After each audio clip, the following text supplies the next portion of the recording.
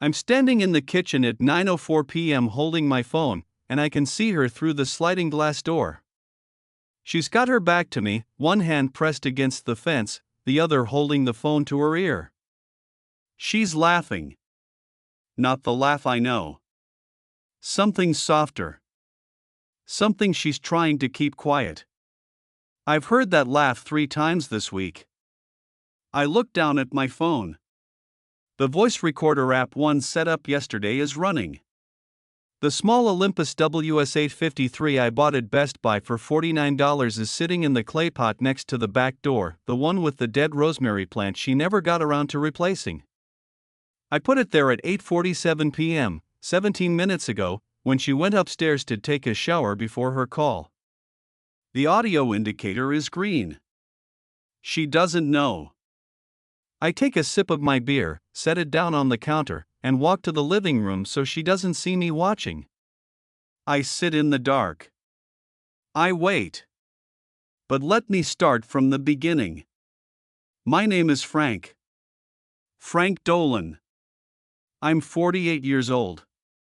I've been a licensed electrician for 24 years, started as an apprentice right out of high school, worked my way up, and now I run a small crew of 4 guys for a mid-size electrical contractor in Columbus, Ohio. We do commercial work mostly. Office buildings, school renovations, the occasional hospital wing. It's not glamorous, but it pays solid. I bring home around $74,000 a year. We own our house. A 2,200 square foot colonial on Brentnell Avenue. 3 bedrooms, a 2-car garage, a backyard with a fence that needed repainting 2 summers ago and still hasn't been painted. Her name is Diane. Diane Dolan, née Caruso. She's 45. She works as an office manager for a pediatric dental practice on the east side of Columbus. She's been there 11 years. Good at her job. The dentists love her. Parents at school drop-off know her name. She volunteers at the parish once a month. She drives a 2021 Honda CR-V in silver that still smells like the dealership because she takes obsessive care of it. We've been married 18 years. We have 2 kids. Marcus, who's 16 and plays JV lacrosse, and Abby, who's 13 and is going through a phase where she only listens to music I don't recognize. 18 years. Not perfect. Not a movie. But real. Built. Layered. The kind of marriage where you know each other's bad habits so well they stop being annoying and just become part of the furniture. Or at least that's what I thought. The first strange thing I noticed was the phone. Not that she had one, obviously she has a phone, we both do. But she upgraded her iPhone last October. iPhone 15.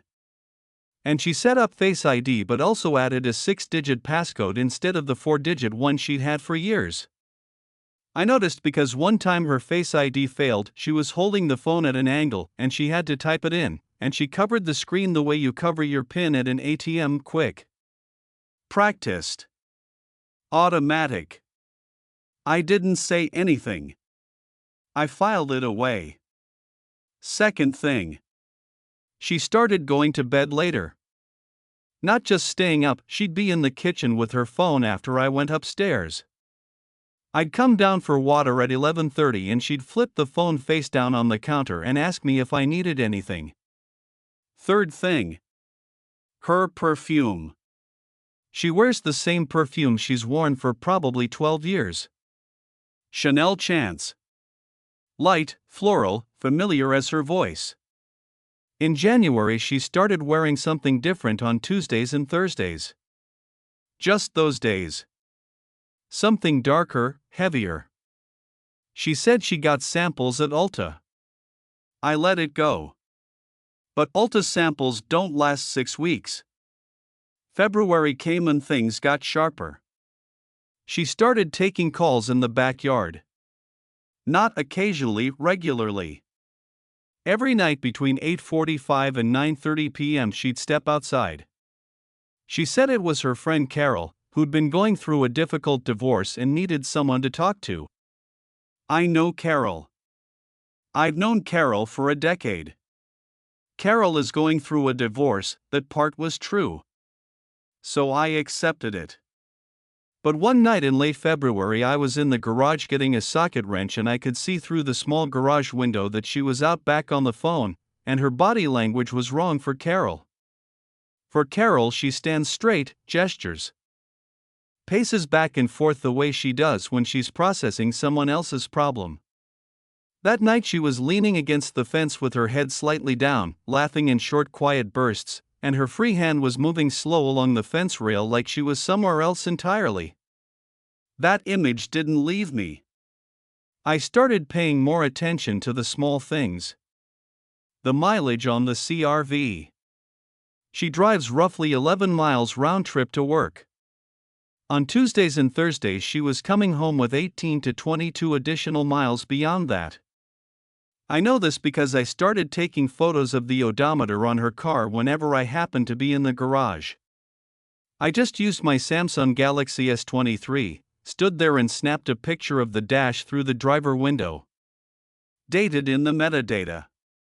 She didn't know I was doing it. Over 3 weeks in February and March I documented 14 instances of extra mileage on those 2 days specifically. Always between 8 and 22 extra miles beyond her work route. I bought a small Optimus 2.0 GPS tracker on Amazon for $39.99. It runs on a monthly subscription, $19.99, and you can track location in real time on your phone. I zip-tied it to the underside of the rear bumper of her CRV on a Wednesday night while she was asleep. Took me 4 minutes. She sleeps heavy. I also bought the Olympus voice recorder. Model WS853. Battery-powered, palm-sized, black. Voice-activated. I'd used similar devices before on job sites to record measurements and notes. I knew how they worked. I set the activation threshold to medium sensitivity and put it in the dead rosemary pot by the back door. And then I waited. The GPS tracker showed me nothing unusual for the first 9 days. She went to work. She went to the grocery store. She picked up Abby from school on Thursdays. All normal. I almost started talking myself out of everything. Then March 14th happened. It was a Thursday. I was on a job site in Westerville, commercial electrical for a medical office renovation, and I had the Optimus app open on my phone during lunch break. I watched the blue dot that was Diane's CRV leave the dental practice at 5:47 p.m. instead of the usual 6 o'clock. She went north on Hamilton Road instead of west toward home. She drove 6.2 miles north and stopped. I zoomed in on the map. The location was a courtyard by Marriott on Morse Road. She stayed there for 1 hour and 44 minutes. Then she drove home. That night she told me work had run late because they had an emergency patient come in at closing. Root canal situation. She described it in detail, the kid, the crying, the parents. She's a good storyteller. She always has been. I sat at the dinner table and passed Marcus the bread basket and said that's rough and didn't blink. I went back to the Optimus app after dinner and saved the location log as a screenshot. Timestamp, coordinates, duration. All there. The following Thursday, March 21st, she went to the same courtyard by Marriott at 5:52 p.m. Stayed 1 hour and 51 minutes. I had 2 data points. Same day of the week.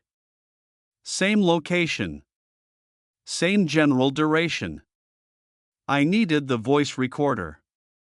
March 26th, a Wednesday evening. I got home from work at 5:30. Made dinner, pasta, garlic bread, the easy stuff. We ate together, the 4 of us. Marcus talked about lacrosse tryouts. Abby showed Diane something on her phone, they laughed about it. Normal evening. The kind you could film and put in a commercial for life insurance. At 8:41 p.m. I was in the garage looking for a drill bit and I slipped the Olympus recorder out of my jacket pocket. I'd had it charged and set since that morning, and I walked through the side door into the backyard and placed it in the clay pot with the dead rosemary. Voice activated, medium sensitivity. I went back inside. Diane was upstairs. At 8:58 she came downstairs in her robe, phone in hand, told me she was going to call Carol and get some air. I stayed in the kitchen. I watched her step outside through the sliding glass door. I watched her dial. I watched her posture change the moment whoever it was picked up. At 9:31 she came back inside. Carol's doing better, she said. I think the worst is behind her. She kissed me on the cheek and went upstairs. I waited 20 minutes. Then I went outside, got the recorder from the pot, and went to the garage. I sat in my truck, 2019 Ford F-150, dark blue, and put in one earbud. 38 minutes of audio. The first 2 minutes were ambient wind, a car passing on the street, her footsteps on the patio. Then she picked up the call. Hey you, she said. Pause. I know. It's only been 2 days. Laughing. That laugh. Pause. He has no idea. He never pays attention to anything. I stared at the steering wheel. Next Thursday I can do the same thing. Tell him it's a late job or something. He'll believe it. Pause. Because he always does. More laughing. I miss you too. I hate that I have to do this out here in the cold. Pause. I know. Soon. I just need a little more time to figure out the finances. Then there was a part that hit me somewhere below the chest. No, he doesn't suspect anything. He's not really, he's not that kind of person. He's a good man. He's just not. She didn't finish that sentence out loud. Whatever the other person said made her laugh again. Yeah. Exactly. I sat in that truck for maybe 15 minutes after the recording ended. Just me and the sound of the engine ticking as it cooled. He's a good man. He's just not. I thought about 18 years. About the kids asleep upstairs. About the fence that still needed painting. Then I did what I always do when something breaks on the job. I figured out what tools I needed and I made a plan. I'm not a confrontation person. Never have been. In my line of work you deal with subcontractors who cut corners, project managers who lie about timelines, inspectors who give you grief on code technicalities. You learn to move quiet and document everything and let the evidence do the talking. That's how you win disputes. Not by yelling in someone's face. So I didn't go upstairs and confront Diane that night. Instead I called my buddy Dave Kowalski. Dave's a licensed PI out of Dublin, Ohio. We grew up together, played baseball in the same rec league from age 8 to 14. He does mostly insurance fraud work and corporate stuff now, but he takes private cases when they're straightforward. I'd referred him a client years ago and we'd stayed loosely in touch. I texted him at 10:47 p.m. from my truck. Dave. Need to talk. Professional. Soon. He called me the next morning at 7:15 while I was driving to the job site. I told him everything. The recorder, the GPS, the Marriott, the odometer photos. He was quiet for most of it. When I finished he said, "You've done more work than most clients who come to me. What do you need from me?" I told him I needed a face. A name. And photos that would hold up in a divorce proceeding. He quoted me $650 for a single surveillance session with documentation. I said yes before he finished the sentence. We agreed on the next Thursday. March 28th. March 28th, I went to work as normal. I texted Diane at 4 p.m. like I always do, running a little late, probably 6:30 tonight. She responded with a thumbs up emoji.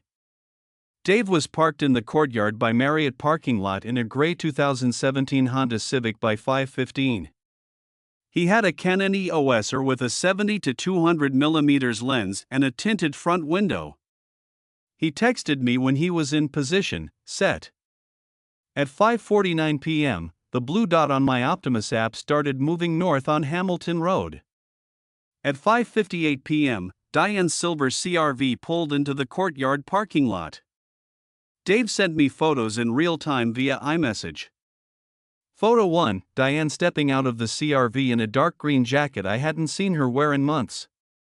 Photo 2, a man coming out of the hotel side entrance to meet her. White male, maybe 48 to 50, medium build, gray at the temples, wearing a Patagonia vest. Dave ran the plates on his car, a black 2022 BMW 5 Series, while they were inside. Photo 3, Diane and the man embracing in the parking lot before going inside. Not a friendly hug. The kind that lasts. Dave texted me, got clean faces, plates, contact. Name is Brian Tesler. He's registered in room 214. Checkout listed for tomorrow morning. I was sitting in my truck in the parking lot of a Wendy's on Morse Road, about a quarter mile from the Marriott. I had pulled over when Diane's dot stopped moving because I couldn't drive and look at my phone at the same time and keep my hands steady. I looked at the third photo for a long time. Then I texted Dave, "Can you get a shot of them leaving?" He sent back, "Already planning on it." 1 hour and 39 minutes later, Dave texted me a video. Diane and Brian Tesler walking out of the hotel side entrance. She smoothed her jacket. He said something that made her smile. They stood by her car for 2 minutes. He put his hand on the side of her face. She leaned into it. Dave sent me the full package that evening, 47 photos, the video, Brian Tesler's plate number and registration, and a 1-page summary document dated and signed. Clean, professional, exactly what a family law attorney needs. I drove home at 6:28 p.m. 2 minutes earlier than I said I would. Diane was in the kitchen starting dinner. She was still wearing the green jacket. She hadn't changed yet. "How was work?" she asked. "Productive," I said. "Really productive." I want to tell you about Brian Tesler for a minute, because this is where the story gets a different kind of ugly. Dave's preliminary check pulled his name and plate. That night I did some looking on my own. LinkedIn first. Brian Tesler, Senior Commercial Loan Officer at a regional bank in Columbus. I found his professional profile. Photo matched the guy in the parking lot exactly. We had 4 mutual LinkedIn connections, which told me he wasn't some random, he ran in similar suburban professional circles. I sent his name and employer to my divorce attorney the following Monday. Her name is Gretchen Malone. Gretchen is 51, has been doing family law in Franklin County for 22 years, and she has the energy of someone who has seen every possible version of this situation and stopped being surprised about 15 years ago. I'd gotten her name from a coworker who'd gone through a divorce 2 years prior. I'd actually hoped I'd never need to use it. I laid everything on her desk. The GPS logs, the odometer photos, the voice recording, Dave's surveillance package. She looked through it carefully. Didn't say much. Then she looked up at me and said, "This is one of the more organized files I've seen from a first-time client." I said, "I'm an electrician. I document everything." She almost smiled. Then she told me something I wasn't expecting. Ohio is a no-fault divorce state, meaning the adultery itself doesn't directly affect the divorce outcome in most cases. But it could matter in other ways. If marital assets were used to fund the affair, for example, a judge could consider that in the property division. I asked her to look into whether any marital money had moved. She referred me to a forensic accountant she worked with regularly. His name was Paul Griggs.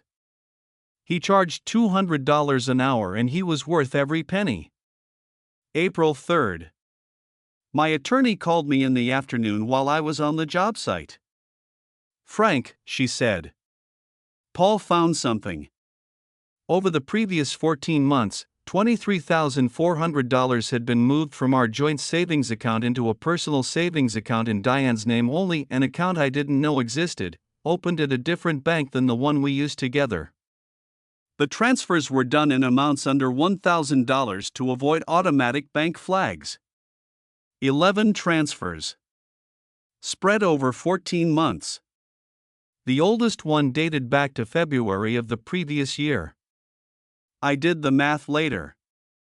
The affair had been going on for at least 14 months, probably longer. The $23,400 was classified by Paul Griggs as dissipation of marital assets, meaning money from our shared finances used to benefit one spouse outside the marriage. Under Ohio law, a court can factor that into the division of assets. I also found out, through channels I'd rather not detail here, that Brian Tesler was not a single man having an affair with a married woman. Brian Tesler was married too. His wife's name was Sandra. They had 3 kids. The youngest was 7. I sat with that information for 2 days before I decided what to do with it. Here's what I didn't do. I didn't call Brian Tesler. I didn't show up at his office. I didn't send his wife an anonymous email. I'm not interested in blowing up someone else's life. That's not who I am. Sandra Tesler and her 3 kids weren't my problem to solve. But I made one phone call I want to tell you about. Saturday morning, April 5th, Diane had taken Abby to a soccer tournament across town. Marcus was at a friend's house. I had the morning alone. I called my mother-in-law. Her name is Patricia Caruso. She's 72 and she lives alone in a condo in Worthington since Diane's father passed 4 years ago. She and I have always gotten along well, genuinely, not just holiday politely. She calls me on my birthday. She sends Marcus and Abby cards in the mail with $20 bills. I asked if I could come by.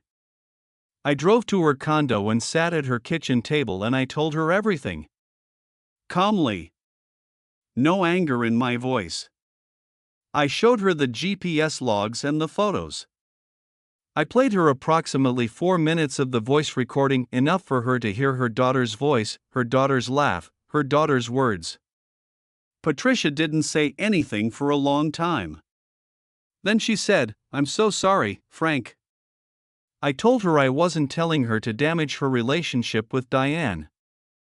I was telling her because I respected her enough not to let her be blindsided when the divorce papers were served. And because I wanted her to know that whatever happened next, I would make sure she had access to her grandchildren. That was a promise I intended to keep. She had tears on her face. She nodded. I drove home. April 9th, Wednesday evening. Diane was in the kitchen after dinner, loading the dishwasher. Marcus was upstairs. Abby was in the living room doing homework. I walked into the kitchen and I put a manila envelope on the counter next to the dish rack. She looked at it. She looked at me. "What's this?" "Divorce papers," I said. "Gretchen Malone is my attorney. Her number's on the cover sheet. You should get representation as soon as possible." The color went out of her face. "Frank." "I'm not angry," I said. And I meant it. I'm not going to do this in front of the kids and I'm not going to drag it out. But we're done. She started to say something else and I held up one hand, not threatening, just stopping the conversation. I have everything, Diane. The GPS. The hotel. The recorder. The photos. The bank account. I paused. I have everything. The dishwasher was still running. It was the only sound in the room for about 10 seconds. She sat down on the floor, back against the cabinet, and put her face in her hands. Not theatrically. Just collapsed. Like something structural had given way. I stood there. I felt something, but it wasn't cruelty. It wasn't satisfaction. It was the specific kind of sadness that comes when you've already grieved something before the moment arrives. I'd done my grieving in the truck outside the Wendy's on Morse Road. I walked out of the kitchen, told Abby to start getting ready for bed, and went upstairs. The weeks that followed were quiet in the way that the aftermath of things is always quiet. Not peaceful. Just after. Diane retained an attorney, a man named Greg Halloran, who, according to Gretchen, immediately understood the position his client was in when he saw our documentation. There was no prolonged discovery battle. No dramatic courtroom confrontation. Just two sets of lawyers working out the math. The dissipation finding, the $23,400, was factored into the settlement. The house was listed for sale. We agreed that Marcus and Abby would stay with me in the house through the school year while the sale was pending, and Diane moved into an apartment in Clintonville. The kids went to her every other weekend and 2 weeknights.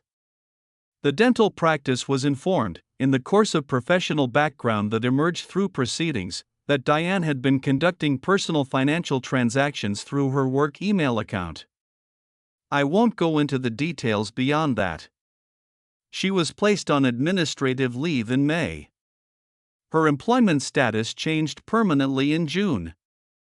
Brian Tesler's wife, I found out months later, through someone both families knew casually, filed for divorce in May. Sandra Tesler. I hope she had a good attorney. The thing about Diane losing friends is that it happened slowly and without any announcement. Nobody sent a message saying, "I'm choosing Frank." It was just that the people who knew us both, the couples we'd had to dinner, the parents from lacrosse and soccer, started becoming gradually unavailable to her. Invitations that didn't come. Group chats that went quiet. It's the kind of social accounting that happens in small communities without anyone orchestrating it. I didn't enjoy it. I want to be clear about that. I didn't track it or take satisfaction in each item. But I noticed. Patricia Caruso called me once a week through all of it.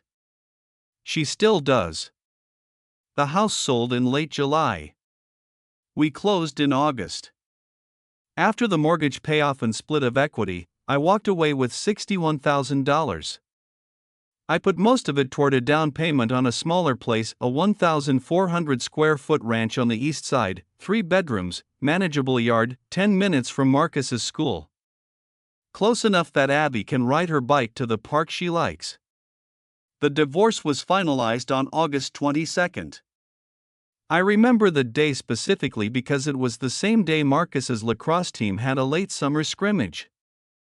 I signed the final papers at Gretchen's office at 10 a.m., drove directly to the school athletic complex, and watched my son play for an hour and a half in the August heat. He had 2 assists. I didn't tell him what day it was. I just watched him play. I'm writing this in October. 8 months since I found the recorder audio. 5 months since the papers were served. 2 months since the divorce finalized.